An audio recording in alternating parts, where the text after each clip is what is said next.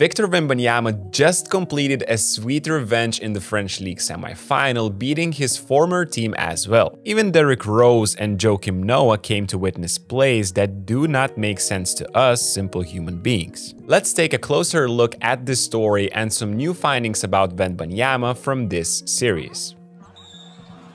And then gets fouled, putting it up, and one!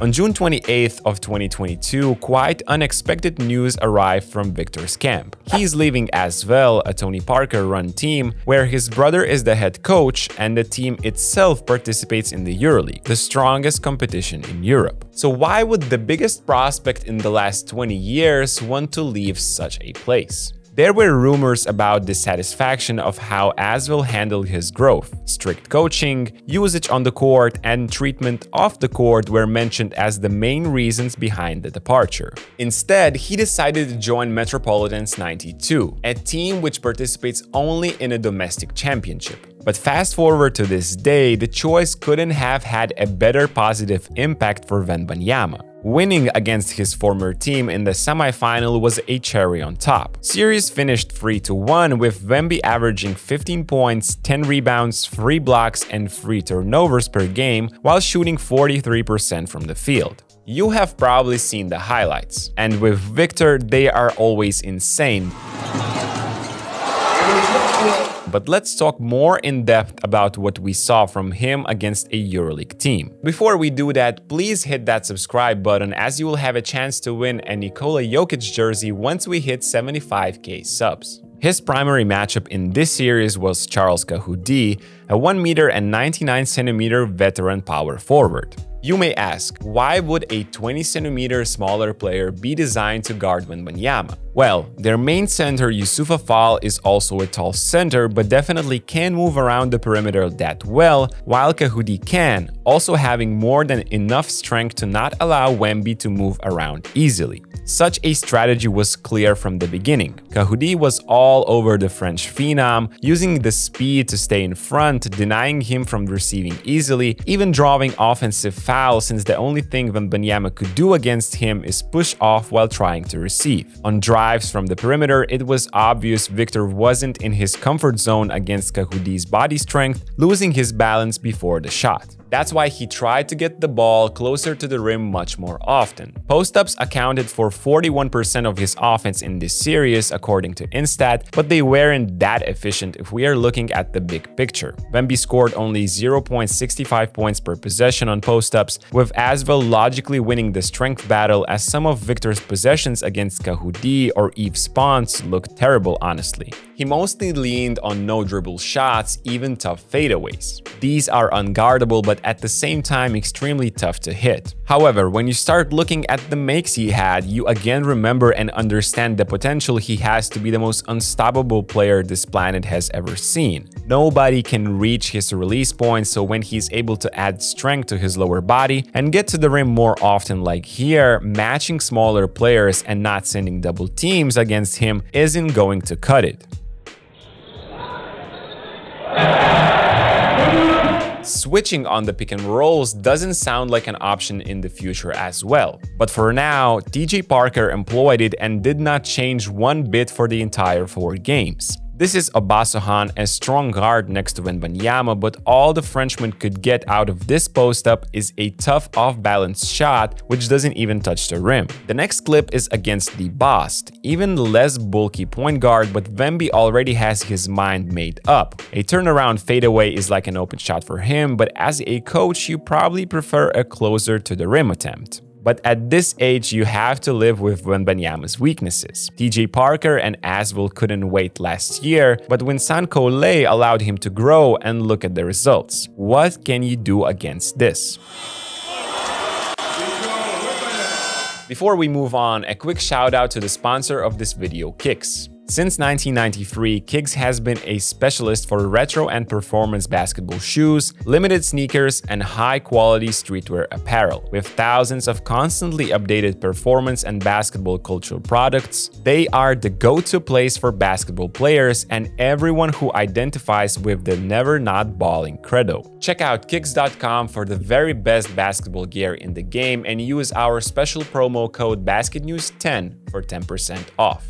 Going back to the series, ASVEL rightfully tried to make this series about strength for Wembanyama. On post-ups, Victor allowed 1.09 points per possession, at best an average result. Because of his size, naturally he had to guard Youssouf Afal, also a giant center who at 25 years of age has already developed his body. 20% of his defensive possessions ended up in a post-up battle as TJ Parker often tried to set up this play to get the ball to fall under the rim. It is a zipper cut with the ball seemingly going away from the left side just to quickly come back there, with the center trying to seal Wemby under the rim. It worked a handful of times as youngster had trouble dealing with that combination of size and strength. The good thing is that these tall but slow post-up players have vanished from the NBA in the recent years, so there will be less problems like this one in the first years of his career. It wasn't only bad episodes though. After all, Wemby's team won. In this battle of length versus strength, Victor came out victorious multiple times as well, showing that wingspan can sometimes be more important. Fall often had the prospect on his back like here, in the best possible position to grab the offensive rebound, but Wembanyama held his ground with his insanely long arms. On the offensive side of the same matchup, ASVEL got burned multiple times from Victor's ability to shoot. Fall is in drop position, Wemby pops out after a screen, and here comes the solid efficiency. In 4 games, he scored an excellent 1.43 points per possession on pick and pops. In the next clip, the youngster flips the angle of the screen at the last second, then pops, confusing the guard who has to switch and has more than enough time to measure the shot. As if these weren't enough, he later entertains the crowd with this late pop out and a face-up ISO play against Fall on the perimeter. I'll ask again, what do you do with this?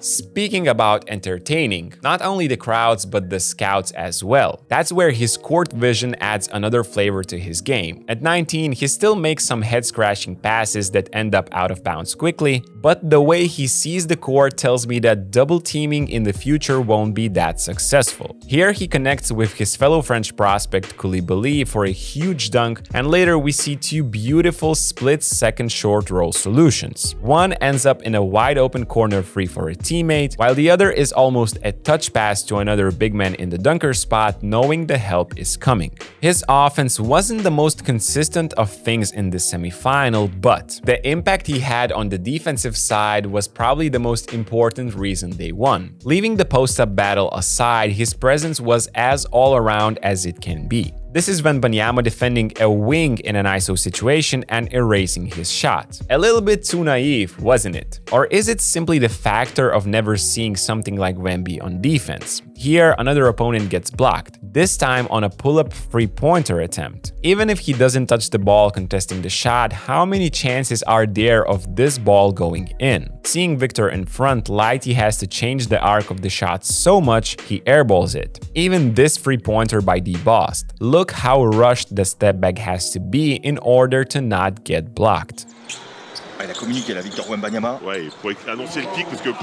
Wembanyama is a real defensive nightmare in most cases, as his drop means there's basically a no layup zone in the paint on pick and rolls. After beating their own men, ASVEL guards had to drift away from the basket to even attempt the shot if Wembanyama was standing there. Sometimes he roams outside of the paint and guards think it's a chance for them to score, but oh well, he crashes the party late, erasing another shot. However, Alex Tyus was the #1 victim of Victor's wingspan in this series. Center shots were denied 3 times in emphatic fashion, with Wembanyama helping on guards and then returning back quickly to Tyus. Symbolically enough, the most important possession of the series at the end of Game 4 was also decided by Victor's defense. After denying Tyus once again, he is there in the paint to help his teammate later, making him pass out the ball as the shot clock runs out and Metropolitans advance to the French League finals.